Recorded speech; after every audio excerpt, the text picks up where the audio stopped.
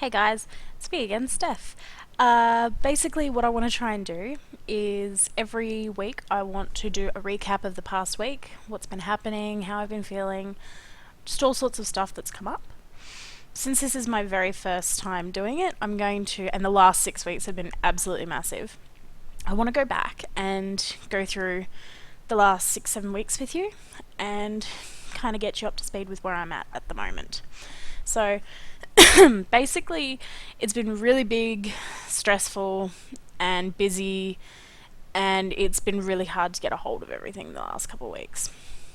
First week of February, I had some blood tests done to try and get a handle because I moved to Canberra about 6 months ago, so I wanted to get a handle of everything and find a new doctor, all that sort of jazz.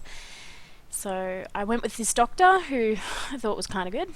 So she sent me off for all this blood work done, checking out my thyroid, checking out my insulin resistance, my testosterone levels, all that sort of stuff that you get checked when you're doing a full workup. But she was going on holidays for a week, so I was going to do the test, and within about a week or two, I was going to see her again and get the results.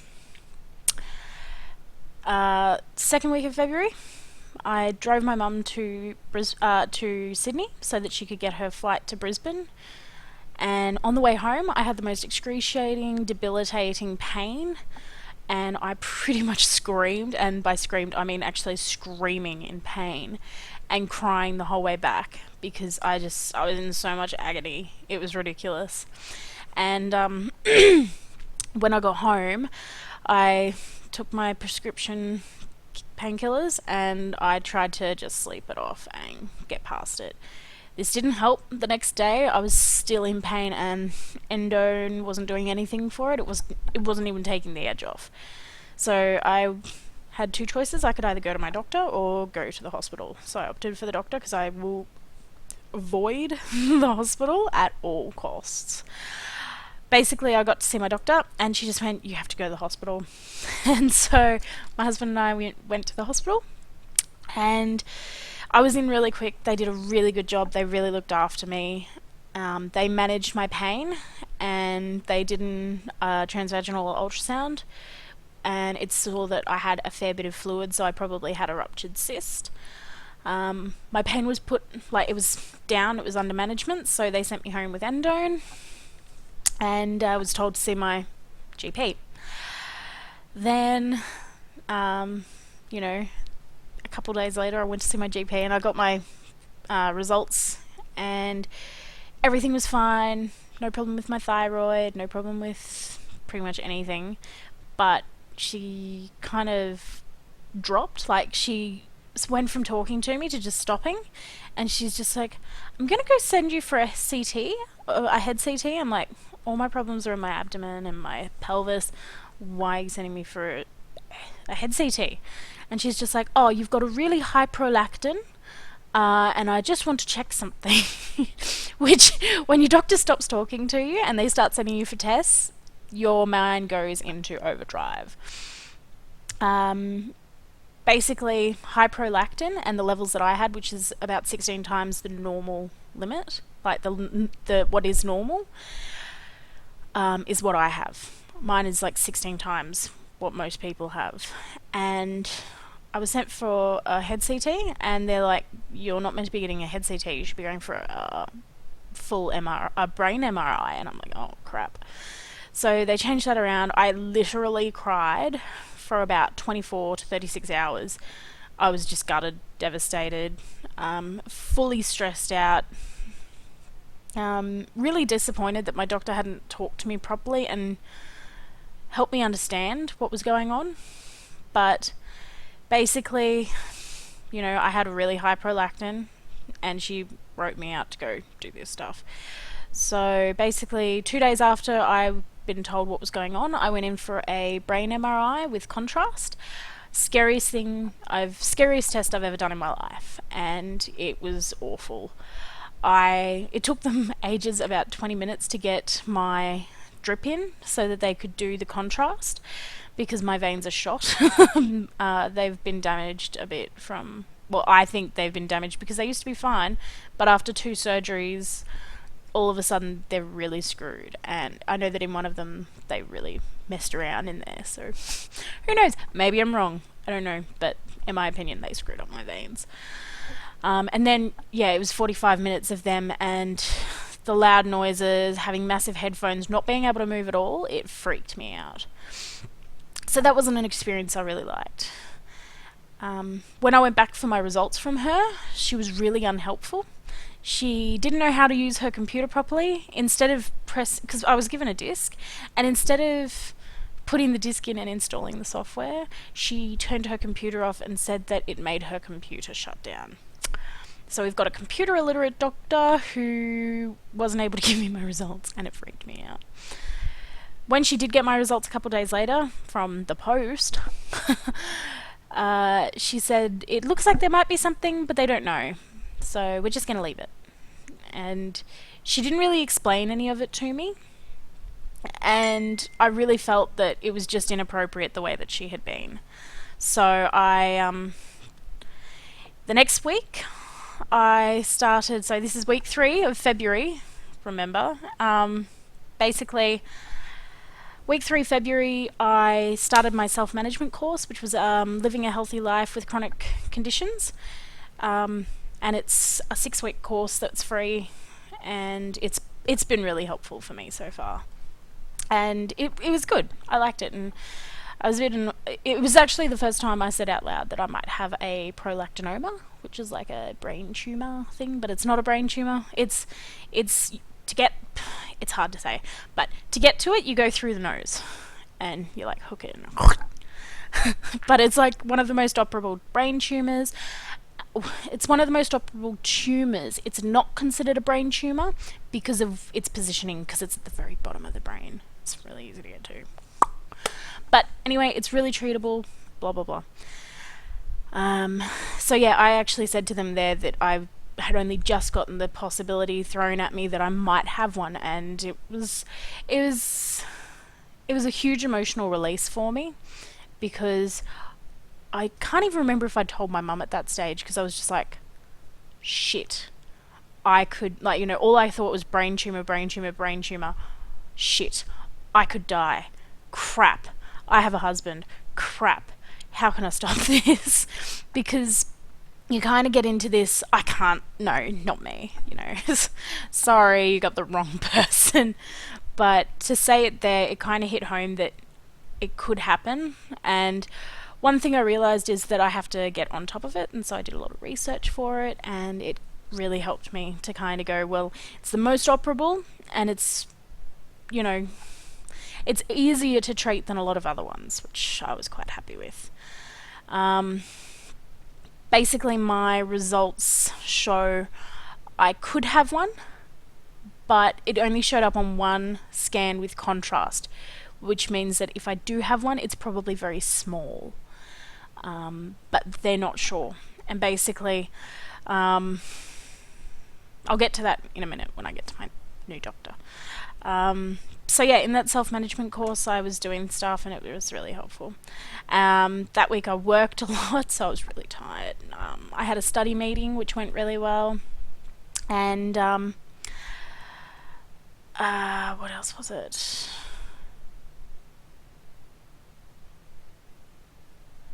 Basically, that was the week that I decided to get a second opinion. That's right, sorry. I had a little bit of a brain fart. I decided to get a second opinion, and my second opinion was pretty shitty. She just went, oh crap, you need to go see a specialist right this second. But she wasn't explaining anything to me, which is something that I can't understand why doctors aren't explaining things to people anymore, because it makes people freak out and go to Dr. Google, and if we have no closure at the end of a doctor's appointment, it's worse. No matter what we have, we will figure something out that's worse. But yeah, I went for the second opinion, and I got a referral to an endocrinologist. But it wasn't sitting right with me, so I didn't book in for the endocrinologist yet. But this takes us up to the 4th week.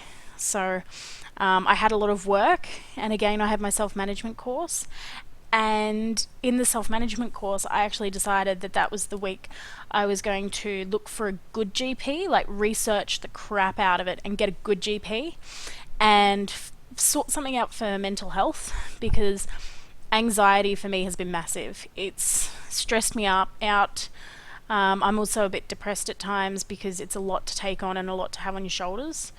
So I've had problems with anxiety and depression, so I wanted to find a doctor who would help me with a GP chronic condition health management plan and a mental health plan. So those were the things I decided when I went to my self-management course, and that whole week I was looking at all the different places. I also had pelvic physio booked in, which was cancelled 2 hours beforehand, which gutted me because I have a lot of pelvic pain and it's something I'd been looking forward to, for somebody to be able to help me figure out the best way to move forward, because for me, it hurts to move, it hurts not to move. My pelvis feels like it's made of knives a lot of the time. So I was really gutted. I cried. But yeah, more on that later. I worked a lot that week, probably about 3 days, which is huge for me. And I also had my new appointment because I found my doctor with my health co-op, who is also the people who have my new gynecological surgical specialist. Awesome. And my first appointment with my new doctor, she listened, and she actually explained some of the things to me that no doctors had explained to me. With my prolactin, she said, look, I can refer you to a specialist, but they will want you to wait 6 months and get another MRI so that they can look at the difference in the results. They'll want more blood tests, so it's best that we wait. I do more blood tests and another MRI, and then we go from there. She also, at the end, before I'd even asked for a GP health plan, she said, two things I want to do. I want to do a GP health plan for you, and I want to do a mental health care plan. So not only had she listened, not only had she explained things to me, but she had decided what the best course of action for me was before me even having to advocate for myself, which is huge. The amount of doctors who don't do that, it's actually a really sad thing, because it's leaving people very empty, very alone, and confused. Another thing she picked up on, which a lot of doctors haven't, is that I've got issues with blood pressure. So at the time, my blood pressure was like through the roof. So she decided I needed to have a 24-hour ABPM, which is a blood pressure monitor that they put on your arm for 24 hours. So that went really well. So that was my 4th week, which was huge. But that basically brings us into March. So the first week of March, I had my mental health care plan written up, and they'd realised that I do have a lot of issues with depression and anxiety. So they've given me some visits with psychologists, which are through my health co-op, which are free. They bulk bill, which is awesome, which is a very, very hard thing to find. So that was a little win for me, because everything costs money. Like the MRI, $250 straight up. My medications can be $25, $50, $100 in a whole week. That's 1 week, which, you know, if you're not able to work much, it puts a huge monetary strain on everything, which is another thing I'll delve into later. But basically I did the mental health care plan. It all went really well. She organised everything, and they've triaged it, so I don't have to follow it up. I don't have to chase them down. They will actually contact me, which, if you've got depression, anxiety, stress, a million and one things to do with your, chronic condition, it's a huge thing for people to be able to say, I see you have that problem, I'm going to organise it and I'll get back to you. Like, wow. It's a huge help for me. The next day, I had my GP health plan sorted out. And I also had my self-management course, which went really well. But with my GP chronic health condition management plan, basically it went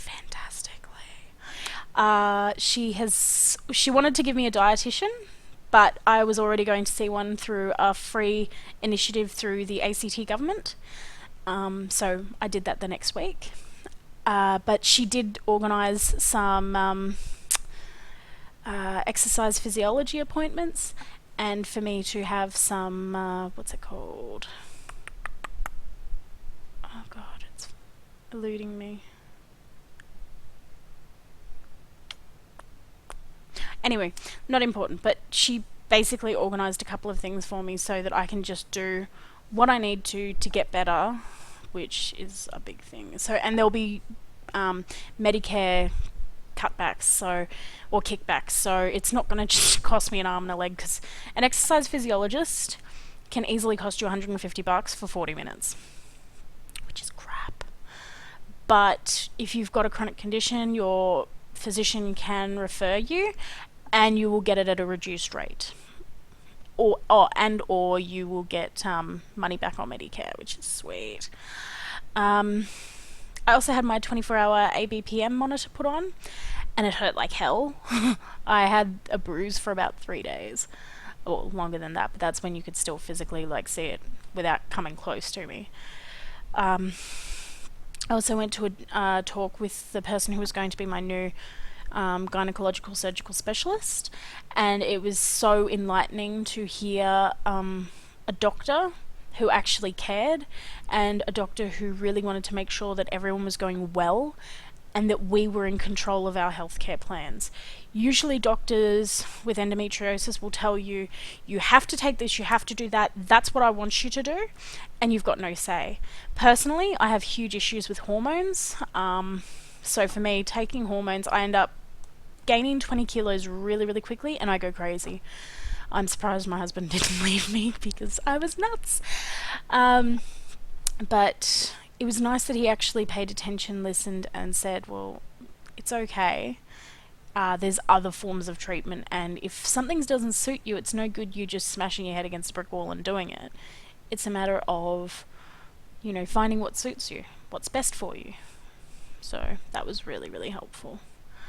I also worked a lot that week. I worked 3 or 4 days. So by the end of that week, I was exhausted, in pain, agony. Basically, every week I'm in agony. It's just that, sometimes it takes more out of me than others, and sometimes I can fight and keep a smile longer. So that was my first week of March, and now we're at last week. Sorry, it's a bit long. This week, I saw a nutritionist on Monday, and basically she was going through my whole diet, and she goes, look, you've actually got a really good diet. You're eating low calories naturally, and you've got a relatively good balance. The only thing that I'm lacking is like calcium, so kind of trying to up it a bit. Found it pretty funny that my morning coffee actually counts as my daily intake for dairy because it's huge. It's kind of funny. I got my results for my ABPM. My doctor said they keep going up and down, and pretty much the biggest thing she thinks is that it is the stress of the pain of my endometriosis and other things that are going on. So she's not too concerned because they're not staying high all the time, and she's going to monitor it, but essentially the way she looks at it, it's more of an issue of my pain management that needs to be addressed, which is kind of good, but I'm also a bit worried. Also, I had my self-management course again, and I've now only got 2 more weeks of it, which is kind of cool, but gonna miss it. It's kind of good to go to. I've also had 2 days of work, which slaughtered me. Actually, I had 3 days of work, and it slaughtered me. Like, I was done. So done. I also had my doctor's appointment with my new gynecological surgical specialist, and I have never felt so validated by a doctor in my life. I've never had a doctor who is flexible and wants to make sure that his plan for you is the right plan for you. So basically, he said to me the endometriosis is back. The other thing he said was he doesn't really want to do surgery at this point because at the moment, because I do want kids, And I've been, it's been about 6 years of not having any kids when, me and my husband have kind of been like, oh yeah, we could have kids now, it's fine. So we've been inadvertently trying for about 6 years and nothing. So, he actually looked into that and he's a bit worried that I'm not ovulating. And actually in one of my surgeries it showed that I had an ovulatory cycle, which means that you're not producing eggs. Shitty about that because the doctors had told me that I was fine to try have kids.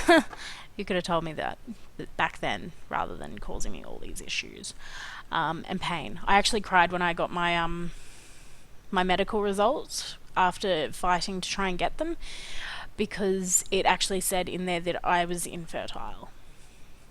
And the doctor had said to me to my face that everything was fine. I was great to start trying to have kids. So that was a bit stressful. But my new doctor, he's going to do another scan on me in about 8 days' time to try and figure out if I am ovulating. And if not, he's going to revisit that, but he's changed all my medications, so now I'm not on any NSAIDs or NSAIDs, and hopefully that's going to help me. So no more endone, which is good and bad, but I'm hoping that the new stuff that I'm going on to, which is Targin, is going to help me a lot more. But yeah, so I've got a huge new plan and everything is going well. I'm in pain and pretty tired and exhausted. This week has been really big. The past 6-7 weeks have been huge, and I've had a lot of stuff going on. I've been really emotional because a lot of it is having to fight for myself, and when you're not feeling good, fighting for yourself is the last thing you want to do.